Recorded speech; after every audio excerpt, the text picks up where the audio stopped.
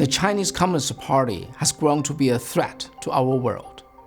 How does it maintain its grasp of China? Not only through coercion, but also through deception. Deception requires a complete monopoly of information. This is why the CCP spends billions of dollars on building the great internet firewall, not allowing any independent media to exist.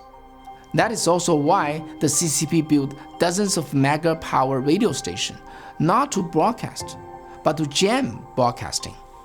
But where it guards itself most closely is also where it's the most vulnerable. A channel that reliably and consistently transmits free information to China is thus the most effective thing that can change China and help the entire world. So how can this be accomplished? The solution is shortwave radio.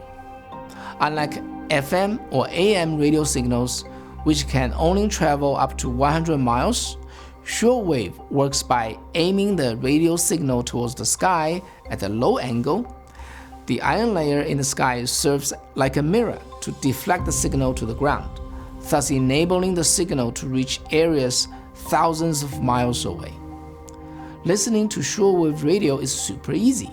One just needs a simple shortwave radio set that has a long antenna. Since 1942, shortwave radio has carried the programming of Voice of America, Radio Free Europe, and the Liberty Radio into the communist bloc behind the Iron Curtain during the Cold War. It played a huge role in changing people's thinking, contributing eventually to the surprising collapse of the Soviet communist regime. Before the end of the Cold War, many people behind the Iron Curtain took the risk of listening to shortwave radio. For some wealthy Moscow residents, they drove 30 miles to an area where the government's jamming signal could not reach and stayed there listening to Voice of America for hours. But as you can imagine, regimes like the CCP have put in massive efforts to stop shortwave radio. The way to stop it is to broadcast on the same frequency, jamming the signal and then rendering the radio program inaudible. To defeat the jamming, the broadcaster has to raise the signal power, but the jammer can do the same. This process continues, turning into an arms race, consuming tens of millions of dollars. This is why the shortwave transmission towers typically operate at a power level of 100 kilowatts, 200 kilowatts, or even 500 kilowatts, even though it only takes less than 1 kilowatt to deliver a clear signal to a shortwave radio set when there's no jamming. Because of this, almost no one has been able to broadcast into China continuously until recently. In 2004, Sound of Hope Radio started broadcasting to China from Taiwan. But the CCP pressured the Taiwan government and other countries to shut us down. After fending off the pressure for 8 years, we were forced out of Taiwan in 2012. However, this turned into a blessing as we started developing our own shortwave solution by integrating digital technology with the traditional radio. Today, Sound of Hope Radio broadcasts into China with our network of more than 120 low-power shortwave transmission towers deployed around the border of China. We are the only radio station in the world that is able to send unjammed programs into China, covering 60% of the territory and 80% of its 1.4 billion population.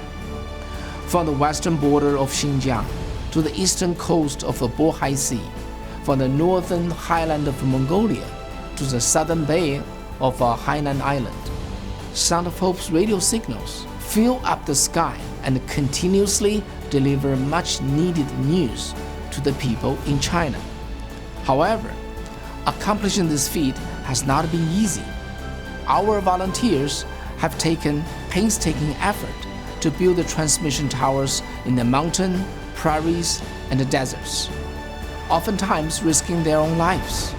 We operate on a shoestring budget and are only able to continue because we believe in what we do. The volunteers of Sound of Hope Radio have faced many dangers, for establishing and maintaining these transmission towers. In 2010, 2 volunteers from Vietnam were arrested and jailed for 3 years when they were building the towers because the Chinese government put pressure on the Vietnamese government. Another Taiwanese volunteer was arrested in Thailand for the same reason, and he lost his job as a company executive. Other volunteers moved to countries far from home and guard the shortwave stations day after day, often in very harsh conditions. Given the huge challenges of this work and increased demand from within China, we are in need of donation to keep this powerful radio network operating.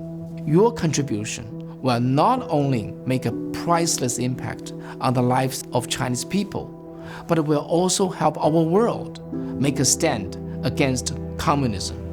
The renowned human rights attorney Chen Guangcheng shared his experience with shortwave radio while he was in China. 尽管网络在不断的发展，但是在广大的农村，短波还是有着非常广泛的一个市场。即使有了网络的地方，短波和网络也是一个互补的关系，而不是一个说它可以完全替代的问题。而且希望之声能够向大家讲清楚很多没有想清楚的一些问题，非常容易的帮助我们理解这个事情，理解中国的为什么不公正。With your help, we will break the CCP's monopoly of information and its deception of the people. Letting the truth flow into China will set China free. And the free China is the best thing that our troubled world needs. One person at a time, let's change China and protect our future together.